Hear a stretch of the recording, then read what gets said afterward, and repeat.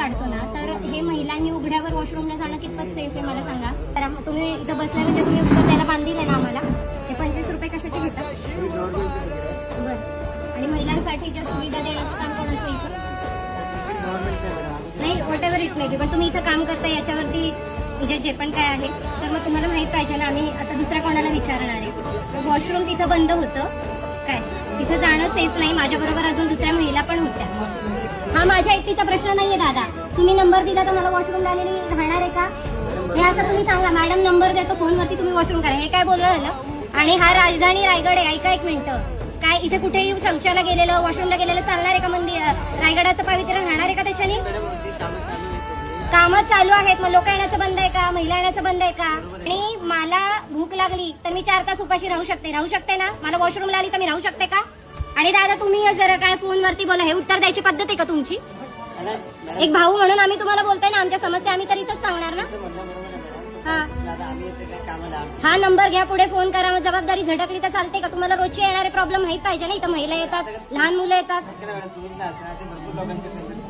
म्हणजे कंप्लेंट येऊन तुम्ही ऍक्शन घेत नाही, तुम्ही स्वतः मान्य करता. तुम्ही पुढे पोस्ट करा ना. पैसे जे मिळतात ते पुढे पोस्ट करता ना. एक ते जाऊ दे, तुम्ही गव्हर्नमेंट सर्वंट म्हणून पण जाऊ दे. एक माणूस म्हणून, एक बहीण म्हणून माझा विचार करा ना तुम्ही. आणि आमचे 25 रुपये तुम्ही परत देणार आहे का गैरसोय झाल्याबद्दल? ते सांगा. आरोग्य बिघडलं, काय झालं तर काय करणार आहे? उन्हाळ्याचे दिवस आहे, माणूस पाणी पितो, त्याला शिवशीला तर लागू शकते ना. तो पैसे तर तुम्ही घेतात ना. लोकांना सर्व्हिस का नाही देत? गव्हर्नमेंटचं तिकीट आहे, आम्ही तरी काय करणार? गव्हर्नमेंटला सांगा ना. अहो रायगड युनेस्कोच्या हेरिटेज यादीमध्ये गेलेला किल्ला आहे. या माझ्या घराच्या जवळची बाग नाहीये.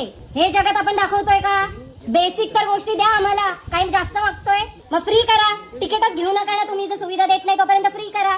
जोपर्यंत वॉशरूम बांधून होत नाही. का नाही चालत आहे तुम्हाला? जनतेचा पैसा जातोय कुठं? नाहीतर या बायकांनी उघड्यावरतीच बसा म्हणून.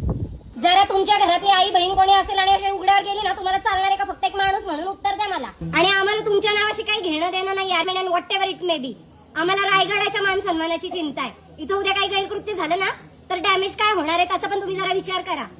25 रुपये घेतल्याशिवाय तर एक माणूस वर जात नाहीये तुमच्याकडून. तिथं तुमचा काही हलगर्जीपणा नाही. सुविधा द्यायची वेळ आली की हा त्याच्याकडे बोट करणार, तो त्याच्याकडे बोट करणार, हात वर करणार.